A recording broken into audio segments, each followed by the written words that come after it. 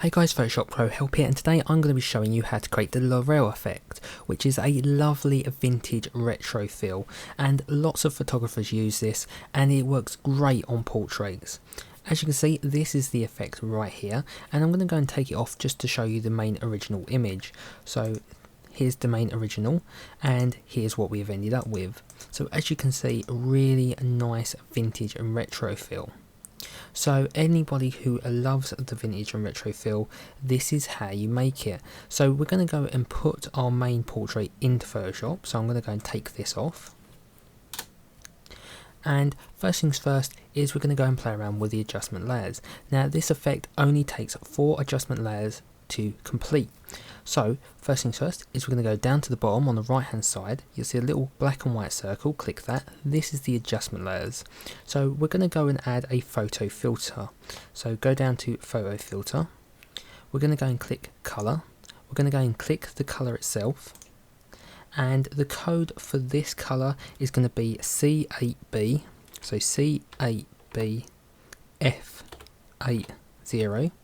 You can pause the video and grab this code, click OK once you're done, and the percentage for the density is going to be around about 32% for this, and then hide that. We're going to go back down to the adjustment layers. We're going to go to curves. Now this is where it gets a little bit tricky. Now I will tell you when to pause the video so you can grab the numbers if you do get stuck.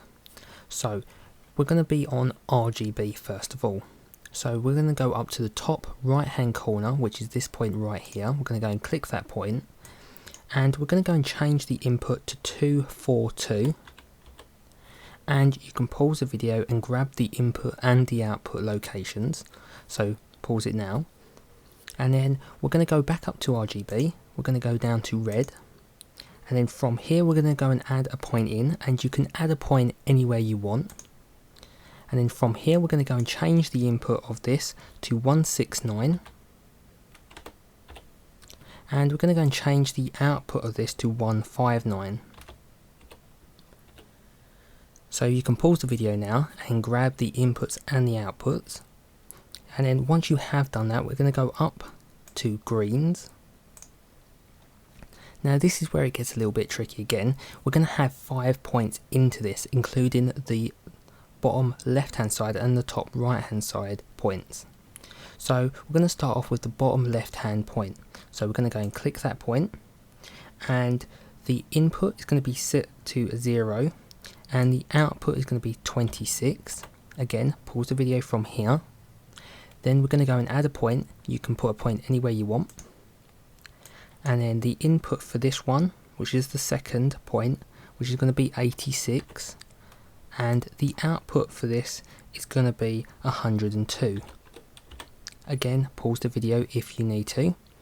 We're going to add another point, which is the third point, and the third input point is going to be set to 148, and the output for this is going to be set to 146. So again, pause the video if you need to. Then we're going to go and add the fourth point, and the fourth input point is going to be set to 208, so 208,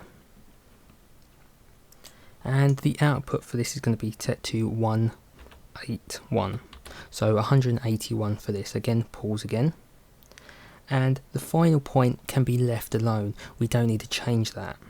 So we're going to go back up and we're going to go to blues.